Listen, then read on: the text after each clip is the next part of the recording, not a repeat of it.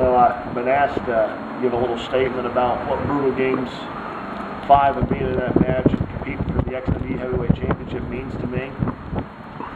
Well, to do that, we gotta go back a little bit. And I have to go back to 2009.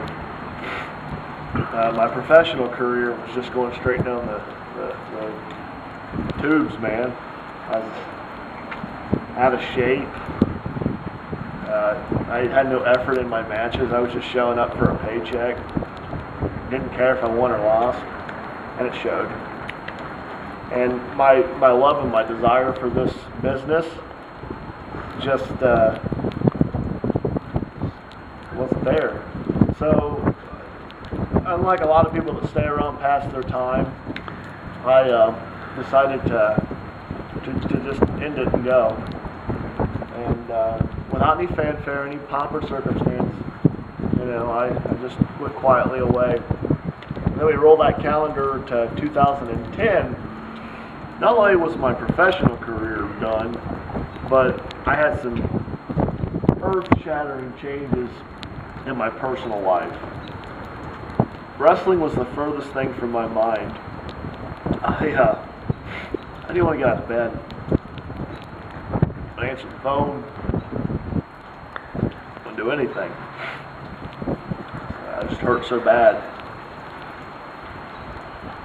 Then I got a phone call about the XWE doing a reunion show. Even though my heart wasn't in the business, I knew the right thing to do was to show up and perform at that show. And it may not have been to my best ability, but I had to give it everything that I had. And I got in that ring and getting knocked on my behind for that first time, oh, it hurt. Oh, it hurt so bad. I forgot how bad it actually stings. But it would have been so easy to just play dead and just walk away, but being in that ring was the first time in months that I had felt loved. And it was all of you people that loved me, and I fed off that. And I thought it was a nice send-off for the XW. But you fans wanted to bring it back. And so the XW comes back. And by this time, I had actually got my life started to get turned around and got into shape, got back into the ring again. And when the XW's first show, the Autumn Fallout, I was put in a match with James Avery, who's a very, very capable opponent. And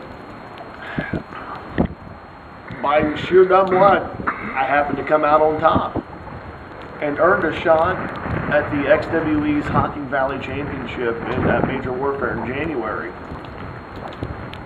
And I found out later that night I was going against a very good friend of mine, Otto. And I know Otto. I remember when Otto first broke into the business. I was there when he was learning how to bump. I was there when he was learning how to fly. I was there for it all. I had traveled up and down the roads with Otto. So I realized, I thought this was my friend who I love and respect. I didn't have to worry about politics or getting screwed over out of in the match. But old Otto had other plans, and he joined up with old Dirk Extreme and Ryan Phoenix, and the screw job was in and cost me that championship. And put a beating on me to boot. And I hurt. And then right after that match, I had one more shot to get championship gold, and that would have been the full roster battle royal, and I hurt. Oh, you don't believe how bad I hurt. But I crawled back into that ring and fought for everything I had, and it came down to myself and Braddock.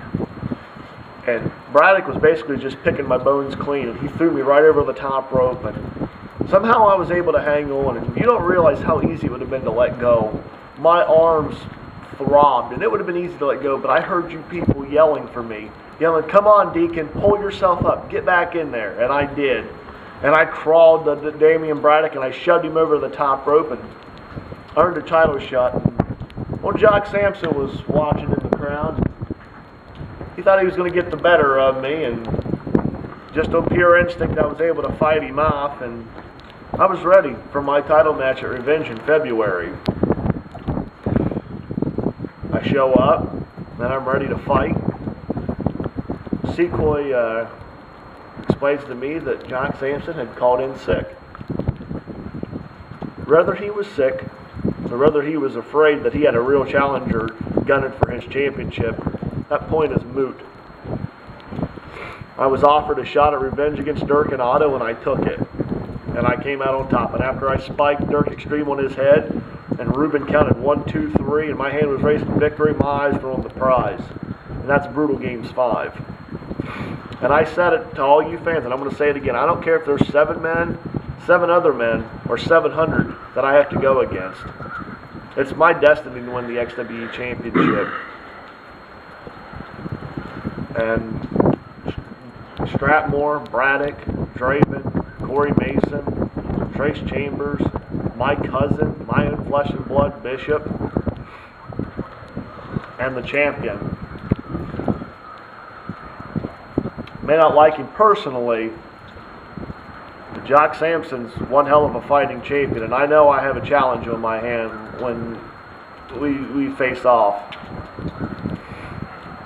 And inside each one of their heart, inside their chest beats the heart of a lion. And I know I got my work cut out for me. But I know that those 7 other men to stand in front of me have to be willing to die, because I am willing to sacrifice it all to be champion one more time. I give you my word. Brutal Games 5, March 25th, 2011, Logan, Ohio, at the Community Center. Absolutely 80s Deacon Knight will be your new XWE Heavyweight Wrestling Champion.